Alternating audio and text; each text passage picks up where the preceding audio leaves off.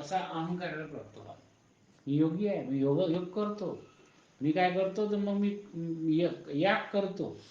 याग करणारे म्हणजे यज्ञ करणारे कर्मठ असतात लोक, त्यांना खूप अहंकार असतो, अहंकार होतो आम्ही यज्ञिक आहोत आम्ही हे. म्हणून माऊली बोलतात उलट मी योगी, मी कर्मठ अशा अहंकाराचा कटकटी मागून देहांता वाढते आणि दंभाला वाव मिळते.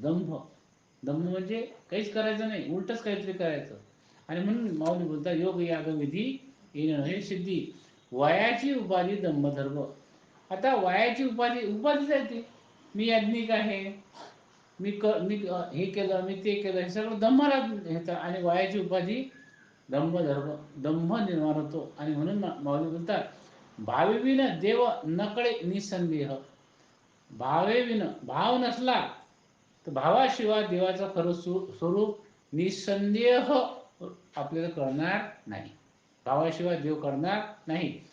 आणि पुढे बोलतात गुरुविना अनुभव कैसा कळे, त्याचा अनुभव गुरु कृपेशिवाय येत नाही.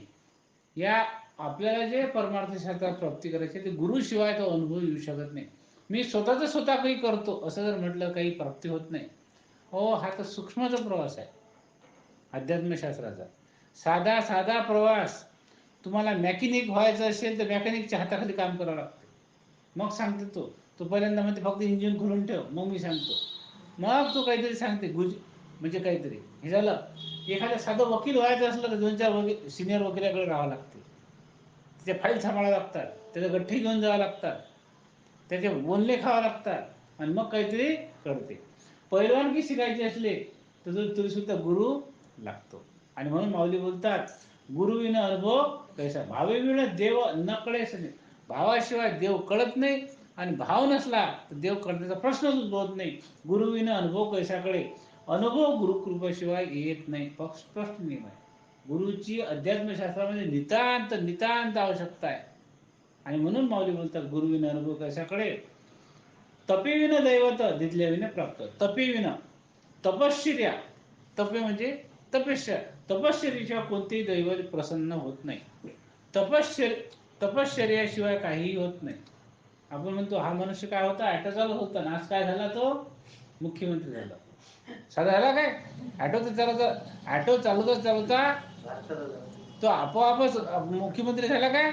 तपेविन तपश्चर्या आहे त्याच्यामध्ये. तुम्ही तसा विचार करू नका. आणि असे जे लोक बोलतात ते हलक्या बुद्धीचे आहे.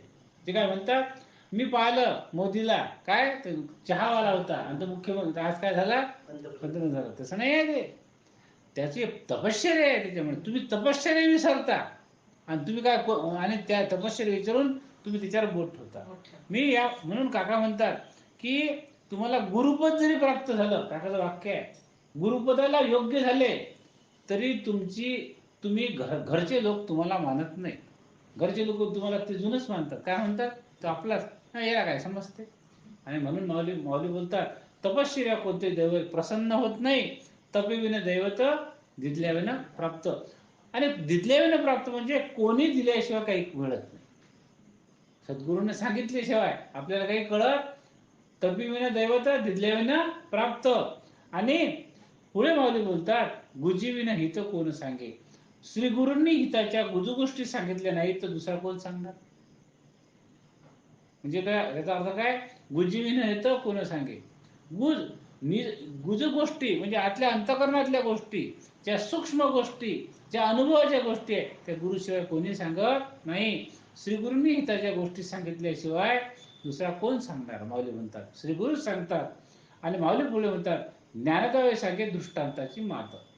दृष्टांत, मी तुम्हाला दृष्टांत म्हणजे काय, तुम्हाला दृष्टांताची मात करून सांगतो, शेवटचं सांगतो. माऊली बोलतात की काय म्हणतात, साधूची संगती तरुण उपाय.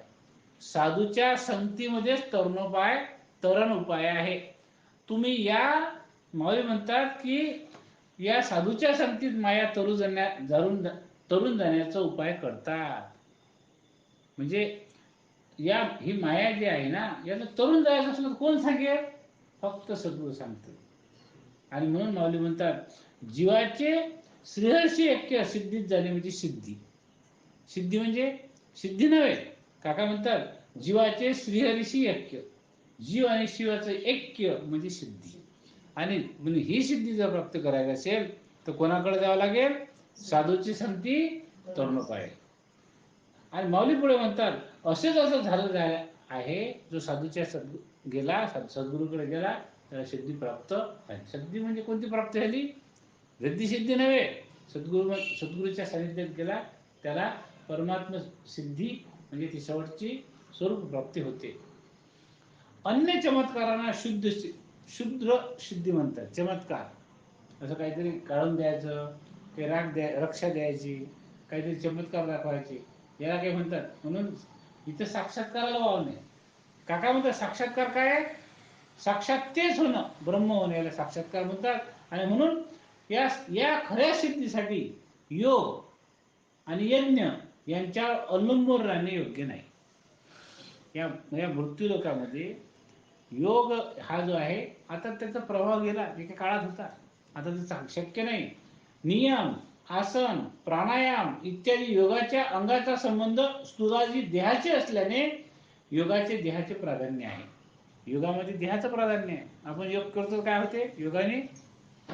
तुम्हाला तुमचं आयुष्य वृद्धी नाही होत, तुमचं आरोग्य फक्त तंदुरुस्त राहते, तुमचं काही बाकी काही होत नाही. आणि जो संसारी आहे, असून संसारी, त्याला देहप्रधान जीवनाशी सवय असल्याने त्या साधनांचा अहंकार निर्माण होतो. योग यागाने काय होतो? अहंकार निर्माण होतो. आणि म्हणून माऊली बोलतात योग याग विधी येणे सिद्धी. वायाची उपाधी जायते. उपाधी काय आहे? मी योगी, मी हे केलं, मी ते केलं, असं होते. उपाधी आहे दंभ येतो, दर्प येतो. आणि म्हणून त्याच्यामध्ये अहंकारामध्ये भर पडते. बस, त्याच्यापेक्षा काही होत नाही. यागात कर्माचं प्राधान्य आहे. याग म्हणजे यज्ञ जो आहे त्यात कर्मप्रधान आहे तो. आणि कर्माने मोक्ष प्राप्त होत नाही, हा सिद्धांत आहे. आणि मग कितीही यज्ञ केले तर काय होईल? पुण्याची प्राप्ती होईल. बरं, झाली पुण्याची प्राप्ती तर कुठे जाल? स्वर्गात जाल. बरं, स्वर्गात गेल्यावर काय करसाल? सुंदर सुंदर भोग घ्या, मनोहर भोग घ्या. कालचं वर्णन पहा तुम्ही. मनोहर भोग घेतल्यानंतर आपलं पुण्य संपलं, पैसे संपले, मग कुठे या? चला बा आपल्या घरी. आता गुवाहाटीला गेलो, पैसे संपले, वापस चला आपल्या घरी जा. आणि म्हणून कर्माने मोक्ष मिळत नाही असा सिद्धांत आहे. आणि याग हा कर्मप्रधान आहे. माया तरुण जाण्यासाठी यज्ञावर अवलंबून राहता येत नाही. जे यज्ञावर अवलंबून राहिले त्यांना माया तरुण जाता आली नाही. काय कारण आहे? मायात तरुण गेले नाही, कारण ते मायात गुंतले ना. भोग म्हणजे काय आहे? मायाच आहे. की आता मला चांगलं राहायचं आहे, चांगले भोग घ्यायचे, मायाच आहे या जगातली. शिवाय यज्ञ करता जो आहे त्याला अहंकार निर्माण होतो यज्ञाचा. आणि म्हणून यज्ञामध्ये आपण तीळ टाकतो, तांदूळ टाकतो, तुपाचं हवन केले जाते, एवढं सगळं करतो. पण काम आणि क्रोध जर तसंच राहिलं तर यज्ञाने दंभ होतो. तीळ जाळाल, किलोभर, 2 किलो, 5 किलो, क्विंटलभर टाकले, किती चांगल्या चांगल्या प्रकारचं तुम्ही तूप आणलं, गोवर्धनचं आणा, कोणतं येणार चांगलं, आणि टाकलं. तुम्ही याचा हवन करता, पण तुमच्या काम क्रोधाचं काय? आणि काम क्रोध अंतःकरणात तसेच आहे, इकडे टाकणं चालूच आहे. तुम्हाला काय यज्ञ काय? 5 किलो तूप टाकलं म्हणे त्यांनी. तूप टाकलं याचं काय, पण अहंकाराचं काय? अहंकार तसाच. आणि म्हणून श्रीहरीच्या खऱ्या स्वरूपाचं संशय रहित ज्ञान भावरूप श्रद्धेशिवाय होत नाही. भावरूप श्रद्धेशिवाय, भाव विन देव हा कळतच नाही. संदेहच नाही. भावाशिवाय भावी भक्ती विना मुक्ती, बळे विना शक्ती बोलू नये. आणि म्हणून माऊली म्हणतात डोळ्याने प्रत्येक हे दिसत नाही ते तत्व आहे असा निश्चय अंतःकरणात बाळगावा. ब्रह्म दिसते काय? बरं, जाऊ दे, तो गेला म्हणतात. ते गेले बा, रामराव शामराव गेले. रामराव शामराव जाताना दिसतात काय? बरं, रामराव शामराव तर तुमच्या प्रत्यक्ष समोर पडलेले असतात देहरूपाने. मग कोण गेलं, कसा गेलं? मग आता तिथं जे तत्व आलं गेलं आपण म्हणतो, ते दिसते काय?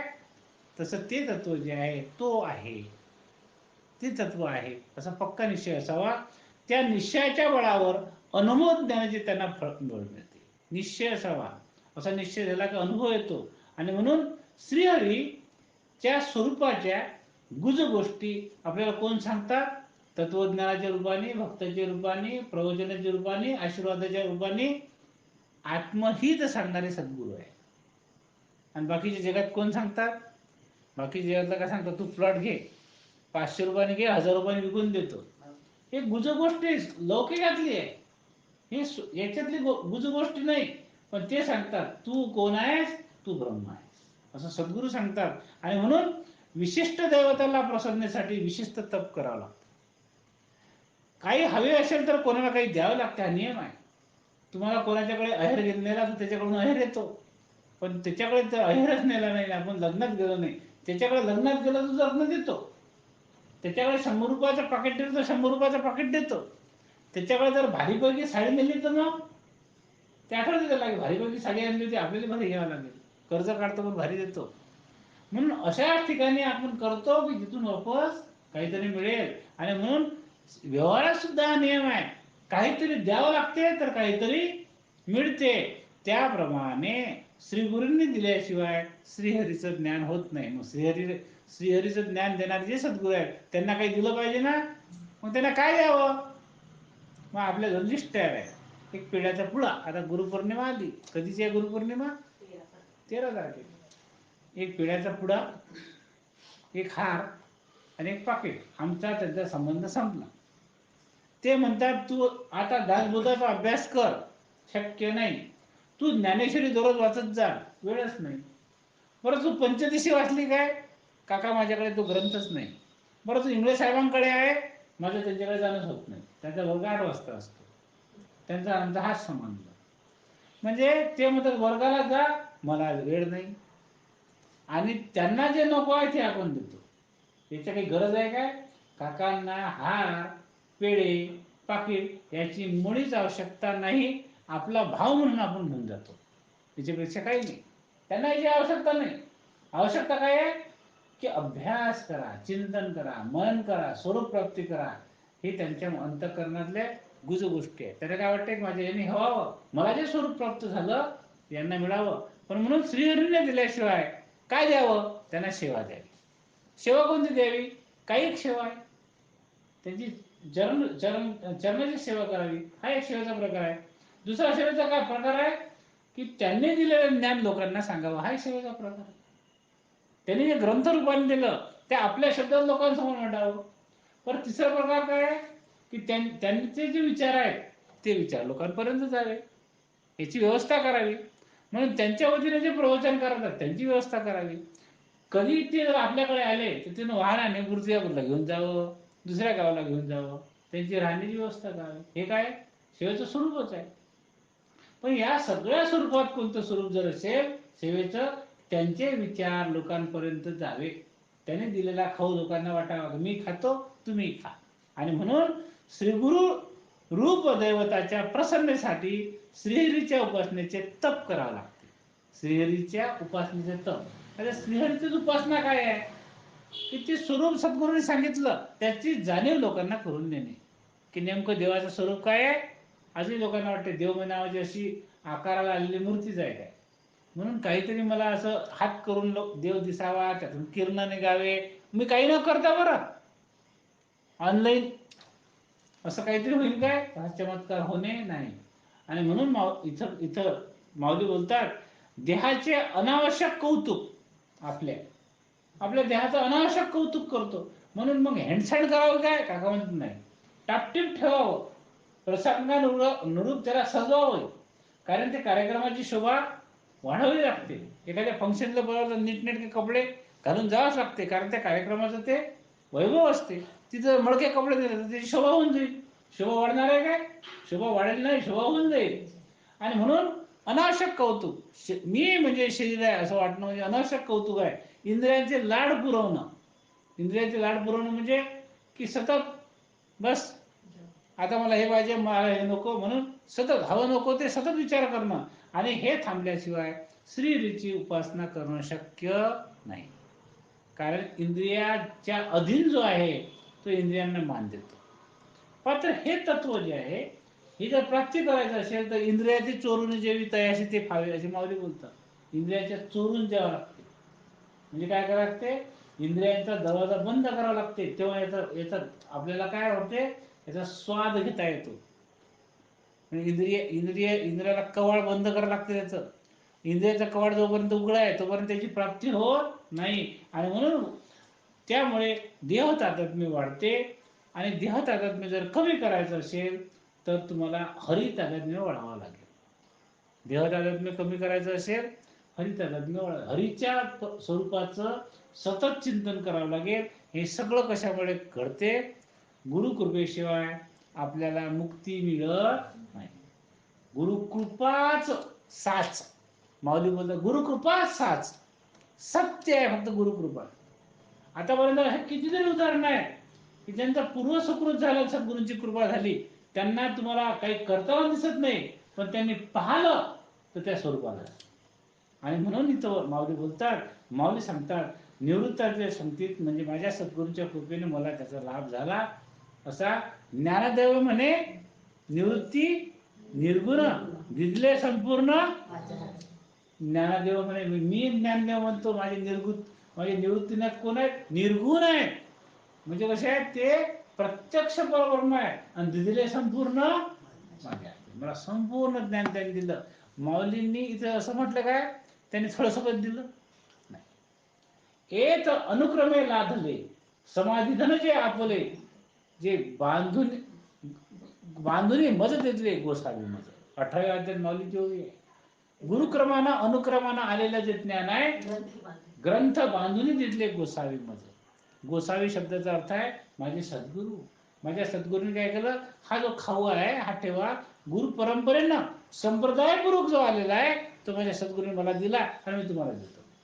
आपल्याजवळ आलेलं ज्ञान सोपं नाही ज्ञानेश्वरीतलं. ते आदिनाथ शंकरापासून आलेलं आहे. मच्छिंद्र, गोरक्ष, गहिनी, निवृत्तीनाथ, ज्ञानवराय, शंकर महाराजाच्या खंडारकरांची ब्रँच घेतली आहे. ते शंकर महाराज खंडारकर, नंतर डॉक्टर श्रीकृष्ण देशमुख आपले सद्गुरू, आणि नंतर ते आपल्यापर्यंत आपण त्याचा अभ्यास करतो, ते ग्रंथ रूपाने आहे. म्हणून मी नेहमी सांगतो की सांगणारा मोठा नाही, ते तत्वज्ञान मोठा आहे. ते तत्वज्ञान इतकं मोठं आहे ते सांगणाराच मोठा होतो. ते तत्वज्ञान इतकं मोठं आहे की सांगणाऱ्याचे लोक पाया पडतात. म्हणून सांगणाऱ्याला अहंकार घेऊ नये की माझ्या पाया पडतात म्हणजे मी मोठा आहे. तो पाया पडलेला नमस्कार ताबडतोब कुठे पोचून द्यावा, मुरगुडला पोस्ट करून टाकावा की हा तुम्हाला घेऊन हे पल्लवी नमस्कार करून राहिले काका, हे कुठे घ्या, तुम्ही घेऊन घ्या ताबडतोब. म्हणजे काय होईल, माझ्याजवळ काही राहत नाही. म्हणून माऊली म्हणतात माझ्याजवळ काही ठेव ना. शेवटी काय म्हटलं, तुम्हाला लहानपणच ठेव, हे मागितलं. इथं सुद्धा माऊली ते सांगतात की निवृत्तीनाथांनी मला सगळं दिलेलं आहे. संतांची शिकवण त्यांच्या अनुभवावर आधारलेली असते. अनुभव असतो त्यांच्याजवळ. दृष्टांत म्हणजे माऊली म्हणतात अनुभव. आणि हा जो अंत आहे मात कर म्हणजे महत्व. म्हणजे या दृष्टांताची मात करतो म्हणजे काय, की माझा अनुभवाचं शेवटचं सांगतो तुम्हाला. ज्ञानदेव म्हणजे निवृत्ती निर्गुण दिदले संपूर्ण माझ्या हाती, आणि साधूचे संगती तरुणोपाय. फक्त तरुणोपाय कोणाच्या संगतीत असेल तर साधूच्या संगतीत आहे. चोराच्या संगतीत राहून पहा तुम्ही काय होते. त्याला 2 महिन्याची, तुम्हाला 15 दिवसाची होतेच. त्याच्या सोबत होतं ना 34 मनुष्य क्षण IPC मध्ये कॉमन इंटेन्शन. त्याने काही नाही केलं, हा सोबत होतं ना, जर टाकत त्याला. एखादा दरोडा पडला, दरोडेवाले आले आणि तो मी योगायोगाने त्या रोडवर आहात आणि जागी आहात. दरोड्याने म्हटलं की शरद इंगळ्यांचं घर कुठे आहे, त्याने फक्त असं बोट केलं, असं बोट, बरोबर आहे किंवा हे घर आहे. नंतर दरोडा झाला, नंतर ते पकडले गेले. त्यांनी सांगितलं तुम्हाला कोण सांगितलं, तर त्याने म्हटलं सांगितलं नाही, पण असं बोट केलं होतं. जो बोट करतो त्याला किती शिक्षा आहे, कारण इंटेन्शन कॉमन इंटेन्शन सेक्शन 34 आहे. महत्वाचं आहे काय, चोराच्या संगती 15 दिवसाची सजा आहेच, आणि साधूच्या संगती तरुणोपाय. दुसरं उदाहरण सांगतो. डॉक्टर काका सोबत आपण गेलो, डॉक्टर काकांचे लोक पाय धुतात, तुम्हाला तुमचे नमस्कार करतात, तुमची योग्यता आहे काय. डॉक्टर काकांना जेवण असलं पंचपक्वान्नाचं, तुम्हाला तेवढ्या आग्रहानं म्हणतात बाबा तुम्ही खूप भाग्यवान आहे. काय म्हणतात, त्यांच्या गाडीत आले तुम्ही, त्याच्या बरोबर बसलेले आहे, तुमचा सन्मान. आता आपली काही योग्यता आहे का तेवढी का, कारण निंबाच्या झाडाला स्पर्श करून चंदनाचं झाड आहे. त्या चंदनाचा सुवास कोणाला लागला? त्या निंबाच्या झाडाला लागला. एरवी निंबाच्या झाडाला अवॉइड करणारे कडू निंब, पण त्याला सुगंध लागला तर लोक त्या निंबाचा सुद्धा स्पर्श करतात आणि त्याचा सुद्धा गंध घेतात, सुगंधाचा अनुभव घेतात. आता आहे काय मुळात? निंब आहे. त्याप्रमाणे आणि म्हणून साधूची संगती तरुणोपाय. माऊली बोलतात 5व्या अभंगात माऊली अन्न साधनांचा निषेध करून भावभक्तीचे श्रेष्ठ सत्संगतीचे महत्व प्रति सत्संगतीचं महत्व करतात. आतापर्यंत पहा की चांगल्या माणसाच्या सानिध्यात राहिलेले मनुष्य वाईट मनुष्य सुद्धा चांगला होतो. काय उदाहरण आहे? मौलीची ओवी आहे, दुष्कृत्य जरी झाला, वाईटात वाईट दुष्कृत्य म्हणजे अत्यंत वाईट हीन दर्जाचा जो माणूस आहे, ज्यानं खूप वाईट काम केलं, दुष्कृत्य जरी झाला तरी जो अनुताप तीर्थी नाला, त्याला पश्चाताप झाला, तो येतो अधिकारी म्हणे. त्याला माऊलींनी जेव्हा ज्ञानेश्वरी सांगितली तेव्हा अधिकाराची चर्चा होती किंवा आम्हीच त्याचे अधिकारी. असे काही लोक काय करत होते की समाजात सांगत नाही नाही अध्यात्मशास्त्र आम्ही करायचं. माऊलींनी तो अधिकार बदलला हो. माऊली म्हणतात दुष्कृत्य जरी झाला पण जो अनुताप तीर्थी नाला, तो येता अधिकारी म्हणतात. कोण? की ज्यांना पश्चाताप झाला. वाईटात वाईट मनुष्य ना हो, किती वाईट की ज्या माणसाने 7 रांजण भरावे इतके लोक मारले. एक माणूस मारला की एक दगड, एक खळा. तो खळा म्हणजे कोणता? साधा नाही, ज्यांच्या काशेला आपला शाळीग्राम बांधलेला असा. दगड टाकला म्हणजे तो माणूस मारला म्हणून दगड टाकायचा का? नाही, असं नाही. ते शाळीग्राम म्हणजे काय? प्रत्यक्ष विष्णू अशी ज्याची धारणा आहे ते लोक सतत आपल्या उपासना करायला सोबत नेतात. मग तो रानात गेलो आणि तो आता काय करतो? आपल्याला मारतो म्हणून आपला शाळीग्राम वाचला पाहिजे, आपला विष्णू वाचला पाहिजे, आपला जीव प्राण गेलाच चालेल म्हणून ते काशेला बांधून टाकायचे धोत्राचे. आणि म्हणून तो म्हणाला हे सोड, काय आहे तो म्हणाला हे काय? त्याला वाटतं हा दगड जर काय करतो तर हा हिरो वाचला पाहिजे. आणि म्हणून तो हिरो घ्यायचा आणि त्याचा शिरच्छेद करायचा आणि तो दगड टाका. अरे हा दगडच आहे मोठा. असे 7 रांजण भरले होते. बिना शाळेग्रामचे तर काहीच नाही, तिथं रांजणात टाकलंच नाही. तिथं काही बिना शाळेग्राम वाल्याचं रांजणात भरलेच नाही. म्हणून मग असे लोक जे आहेत, असा जो होता वाल्या, त्याचा काय साधू भेटला. मग त्या साधूच्या संगती तरुणबाळाचं वर्णन चालू आहे आपलं. ते काय म्हणा काय करतो? तो म्हणाला की हे मारामाऱ्या करतो लोकांना, मी माझं घर चालवतो. बरं ठीक आहे. घरी विचारू नये की पापात भागीदार आहे काय? घरच्या लोकांनी म्हटलं नाही आम्ही पापात भागीदार नाही, तुम्ही तुमचं कामच आहे आमचं पोषण करणं. लोकांना मारा की तिला काही करा. वकिलाच्या पत्नीला विचारलं हे सगळं चाललं कशावर? मस्त चालू आहे, मंगळसूत्र घेतलं, हे घेतलं, ते घेतलं. काय तुम्ही कोर्टात काही करणार? काय करणार? पापाचे भागीदार तुम्ही. आम्हाला फक्त सुखात राहू दे, आम्ही दुपारी 3-4 झोपतो शांततेनं. तुम्ही तिकडे करा ना धगधग काही. तुम्ही जा ना अब्दुलकर साहेब शेतात काही करा ना तिकडे. हा मुद्दा काय? मला मुद्दा वाढायचा नाही, मला मुद्दा काय सांग. साधूची संगती म्हणून अनुताप तीर्थी नाला. अनुताप झाला, पश्चाताप झाला. बरोबर आहे, साधू म्हणतो ते बरोबर आहे. म्हणून घरी जाऊन विचारलं की तुम्ही पापात भागीदार का? ते म्हणलं आम्ही पापात भागीदार नाही. पश्चाताप झाला. त्याच्यात कोण बनले? वाल्मिकी बनले. पहा किती मोठं परिवर्तन आहे. इथं माऊली बोलतात. आणि म्हणून योगामध्ये अष्टांग योग आहे. विधी म्हणजे वेदविहित कर्म आहेत आणि सिद्धी म्हणजे मोक्ष आहे. असे 3 शब्द आलेले आहेत. माऊली म्हणतात योग या विधी इत्यादी साधनांचे आचरण करणे म्हणजे व्यर्थ उपाधी आहे. व्यर्थ उपाधी आहे, काही आधी लागत नाही. त्या शारीरिक कष्ट फार आहेत आणि फळ मात्र काहीच दिसत नाही. खूप आहे. यज्ञ आपण करत नाही. यज्ञ अत्यंत कठीण आहे. इतका शास्त्रशुद्ध यज्ञ करावा लागतो. त्यात एक चूक झाली की यज्ञ विफल होतो. एक चूक झाली आणि म्हणून वायाची म्हटलेलं आहे. वायाची उपाधी बरं. काका हेच सांगतात आपल्याला. काका म्हणतात खूप खूप केलं हाती काही लागलं नाही आणि मग असं व्यर्थ जीवन निघून जाते. व्यर्थ जीवन. काका कितीतरी उदाहरण देतात. खूप केल्यासारखं वाटते, हाती काही लागत नाही. म्हणून काका म्हणतात विचार करावा.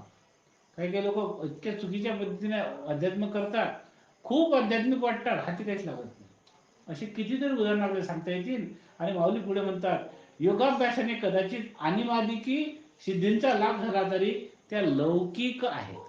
अनिमा लघिमा वगैरे सिद्धी आहे. त्या सिद्धी प्राप्त झाल्या तर काय होईल? परचित्त विघ्नता येईल. हे अब्दुलकर साहेब माझ्या समोर बसले. ते कुठून आले, काय आले हे कळेल मला. लगेच मी सांगेल की तुम्ही आता येताना तुमची गाडी बंद पडली होती. अरे बापरे, इंग्रज साहेबाला झाली वाटते सिद्धी. लगेच ते नमस्कार करतील, 100ची नोट ठेवून देतील माझ्या जवळ. त्यांना सांगेल आज तुम्ही शेतात जे पेरलं ना, सोयाबीन तुमचं जमलं नाही. अरे बापरे, यांना कसं काय माहित झालं. हे सिद्धी प्राप्त होती. आणि सिद्धीने काय होईल, लौकिकातली प्राप्ती होईल, पण परमात्मा प्राप्ती होणार नाही. आणि म्हणून उपाधीत अडकलेल्या आचरणाला माऊली दंभ कर्म म्हणतात. जे उपाधीत अडकतात, उपाधीत अडकणं म्हणजे काय, कशात तरी ही सिद्धी वगैरे काय उपाधीच आहे. यात अडकणं म्हणजे दंभ कर्म आहे. आणि म्हणून चित्तस्थिरतेचे साधन म्हणजे योग, असं पतंजलीने म्हटलेलं आहे. पतंजली ऋषीने काय म्हटलं, चित्तस्थिरतेचे साधन म्हणजे योग. अर्थ काय, चित्तस्थिरता. शिवाय वेदविहित कर्म अवश्य आचरावे असे शास्त्र म्हणते. वेदविहित कर्म करावे. पण माऊली याला वाया का म्हणतात, हा मुद्दा आहे. वायाची उपाधी दंभधर्म माऊली का म्हणतात, त्याचं कारण इथे सांगितलेलं आहे. कारण वेदविहित कर्म चित्त शुद्धी करतात. कर्मे तीर्थे बाह्य मोक्षाळे, कर्मे अभ्यंतर. कर्माने चित्त शुद्धी हा नियम आहे. म्हणजे एखादे खूप कर्म केलं चांगलं, तर निष्काम कर्म केल्याने चित्ताची शुद्धी आहे. त्याच्या पलीकडे काही नाही. भावशून्य कर्म चित्त शुद्धी करू शकत नाही, हा इथं मुद्दा आहे. भावशून्य कर्म, जे भावी विना भक्ती, भक्ती विना मुक्ती माऊली म्हणतात. म्हणून भावशून्य कर्म चित्तशुद्धी कर्म करू शकत, चित्तशुद्धी करू शकत नाही. आणि मोक्षशुद्धी जर प्राप्त करून देत नाही. फक्त काय, चित्त शुद्ध होईल बस समजा. एक म्हणजे कर्माचा. यज्ञ हा प्रकार सूक्ष्म आहे. थोडी चूक झाली तर प्रायश्चित्त घ्यावं लागतं. प्रायश्चित्त घ्यावं लागते. प्रायश्चित्त नावाचं कर्म आहे. ते प्रायश्चित्त नावाचं कर्म का कधी करतो आपण, की जेव्हा एखादी चूक होते त्याची क्षमा याचना करावी लागते. आणि म्हणून प्रायश्चित्त कर्म आहे, शास्त्रात सांगितलेलं. मग शास्त्रात चूक झाली यज्ञ करताना, तर प्रायश्चित्त कर्म करावं लागते. बरं समजा कर्म केलं, अंतःकरण शुद्धी, पलीकडे काही नाही. यज्ञ केला पण चुकला, प्रायश्चित्त कर्म करायला लागते. योग झाला, याग झाला, विधीपूर्वक काही केलं, यज्ञ केला तर पुण्याची प्राप्ती होते.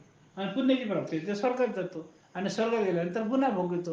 मग योगही निष्फळ आहे, यागही निष्फळ आहे, आणि विधी यज्ञाची निष्फळ आहे. आणि पुण्य प्राप्त झालं आणि मृत्यूलोकातून वर गेला, पुण्य लेश झालं, पुन्हा जीव म्हणून खाली येतो, तरी प्राप्ती नाही. आणि म्हणून माऊली म्हणतात, योग याग विधी येणे नव्हे सिद्धी, वायाची उपाधी. सकाळपासून थांबलो बस स्टँडवर, गाडी झाली नाही, वायाची वेळ गेला, वायाच बसलो मी 3 तास. पण नंतर मी विचारलं, त्या लोकांनी सांगितलं गाडी बंद झाली, वाया वेळ गेला. त्याप्रमाणे माऊली बोलतात, वेदविहित कर्म जरी केली, मी करतो या भावनेने करता, या भावनेने फलाशा धरली, तो बंधास कारण होतो. काल आपण त्याचं वर्णन पाहिलं.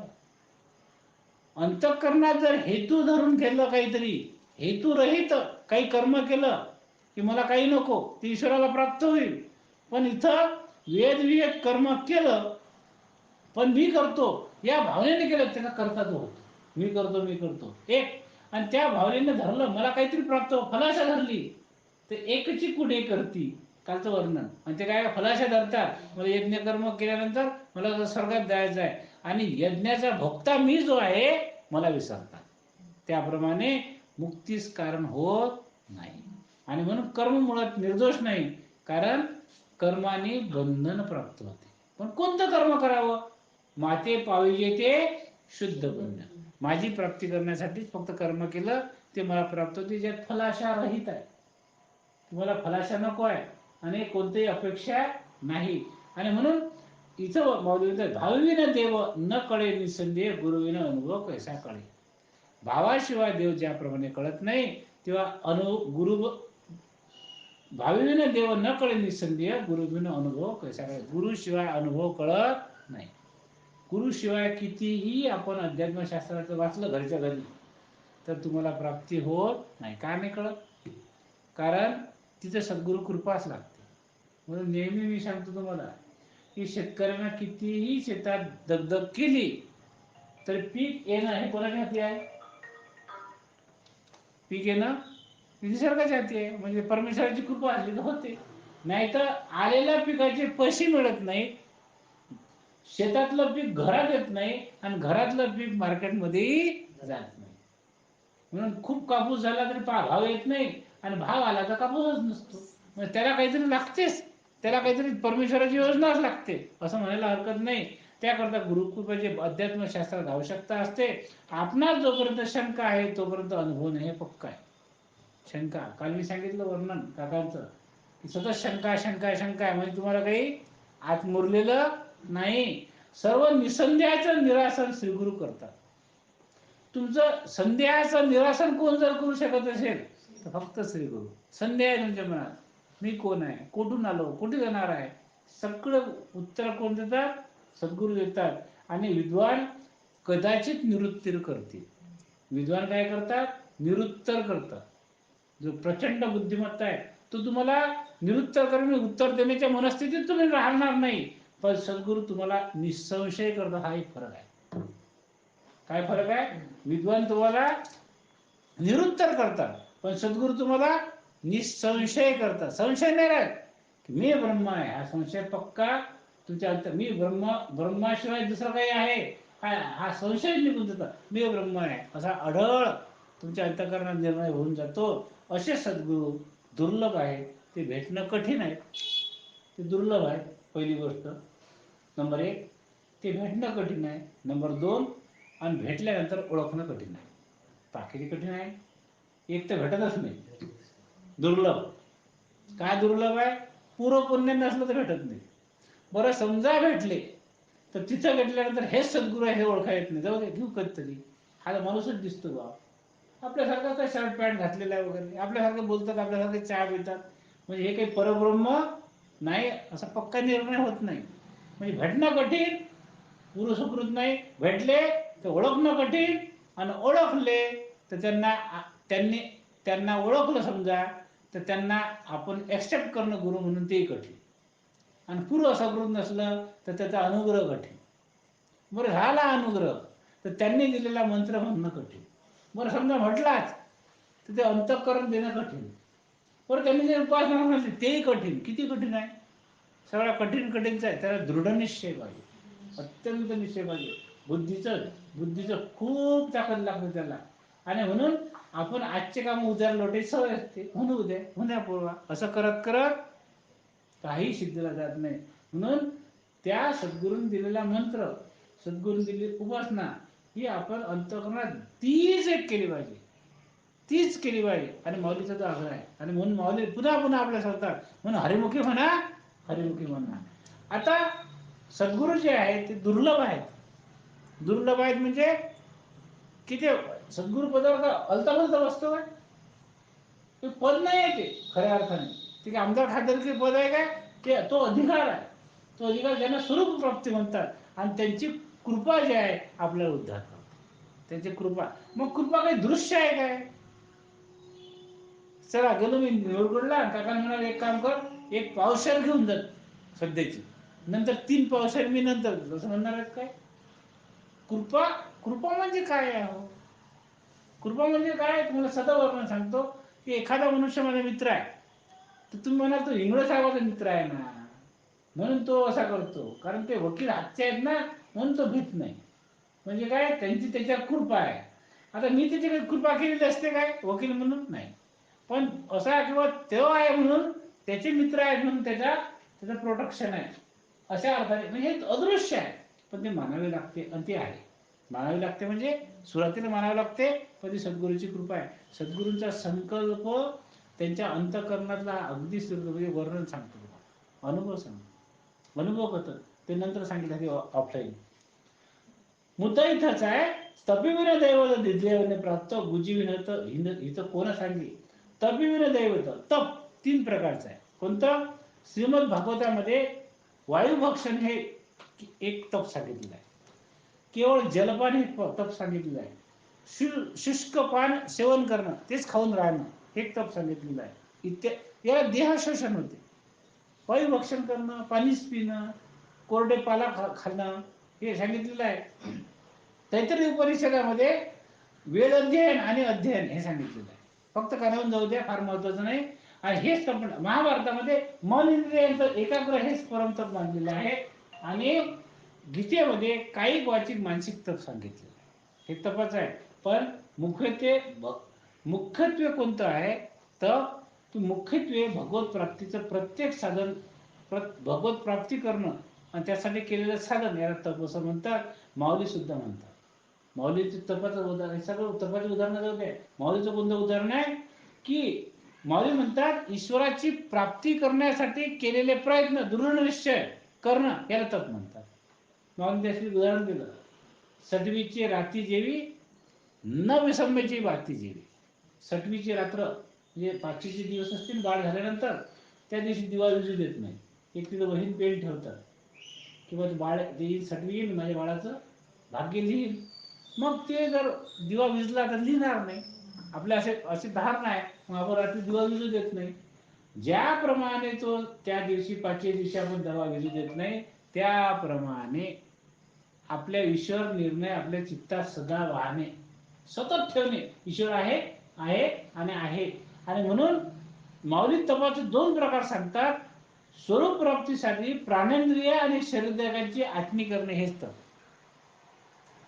या स्वरूप प्राप्तीसाठी प्राणेंद्रिय आणि शरीराची आठणी करणे. आठणी करणे म्हणजे संपवणे नाही, सतत शरीर त्याच्यासाठीच वापरणे. एक, देहादी संघापासून आत्म्याचे अभिन्नत्व सिद्ध करणे. शरीर म्हणजे वेगळं आणि मी म्हणजे वेगळा असा विचार करणे. शरीर म्हणजे मी आहे काय? नाही. काकाचं वाक्य आहे, जे माझं आहे ते मी नाही. जे माझं आहे ते मी नाही. हात माझा आहे, मी हात आहे काय? माझा आहे ते मी नाही. माझं डोकं माझं आहे, मी डोकं आहे काय? त्याप्रमाणे मी वेगळा आहे आणि शरीर वेगळं आहे.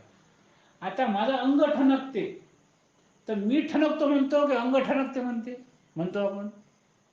अंग ठणकतो. मी ठणकतो म्हणतो काय? कारण तो मी वेगळा आहे. जेव्हा प्राणोत्क्रमण होते तेव्हा रामराव गेले म्हणतो, रामरावचं शरीर तिथंच असते, मी वेगळा आहे ना. आणि म्हणून असा विचार माऊलींनी सांगितला.